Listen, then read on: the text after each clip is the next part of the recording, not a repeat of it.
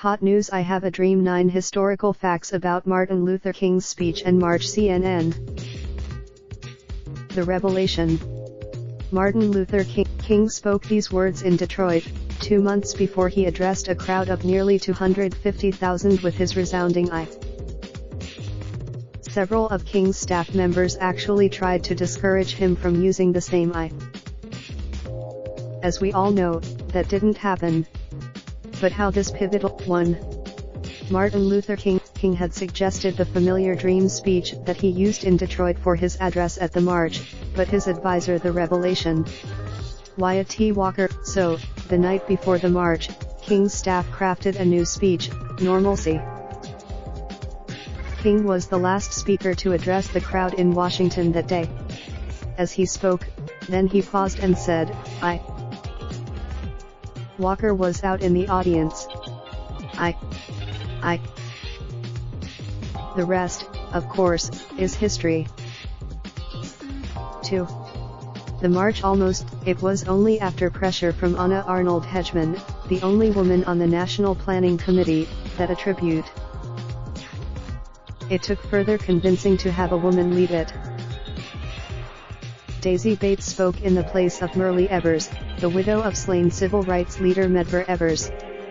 Bates, earlier, Josephine Baker, an internationally known American entertainer who had moved to France to find fame, addressed the crowd. Dressed in a military uniform. Women had been central to the civil rights movement: Diane Nash, Ella Baker, Dorothy Height, and many others, but were only included in the program that day after one woman spoke up. 3. The most prominent, Walter Reuther, was the head of the which provided office space, staff, and funding for the march in Detroit and the March on Washington for Jobs and Freedom. He was the "we." In 1998, Time magazine included him in its list of builders' titans of the 20th century. Irving Bluestone, 4. An openly gay, Bayard Rustin is the. During the time, his sexual orientation was known, and he was often in the background to prevent it from being used against the movement. Rustin, who died in 1987, was honored with a posthumous Presidential Medal of Freedom by President Barack Obama in 2013. 5. It wasn't the first. Labor leader and civil rights advocate A. Philip Randolph had threatened a march. It worked. The march was called off after Roosevelt established the Fair Employment Practices Committee, abolishing racial discrimination in hiring. 6. The march was a popular actor and singer Harry Belafonte used his star power to help bring other celebrities to the March on Washington. Besides reaching, he was successful. The Hollywood list, but having the Hollywood stars there wasn't just for show or for increased media attention. It also helped 1. People. 7. One march worker. Back in 1963, college student Patricia Worthy took a job answering phones for the March on Washington's planning office. She had 10 phones.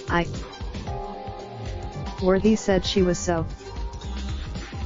By the day of the march, she was so tired, she dozed off and accidentally slept through the historic march and the Everything worked out for her in the end. Worthy had a successful career in law and academia.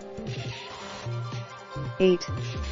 Another hitchhike, Robert Avery, and 2 of his friends hitchhiked nearly 700 miles from Gadsden, Alabama, to Washington to participate in the march.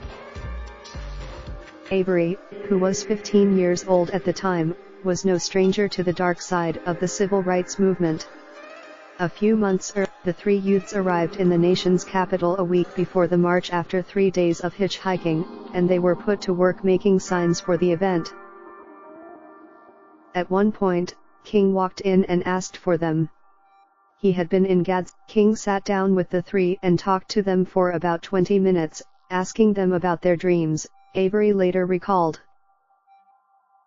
9. I have a dream beat. There's no doubt that King's speech was the most memorable part of the March on Washington. It's still taught in, but how does it compare against other pivotal speeches by 20th century leaders, such as John F. Kennedy or Franklin D. Roosevelt? Well, a panel of N. King's speech ranked number 1.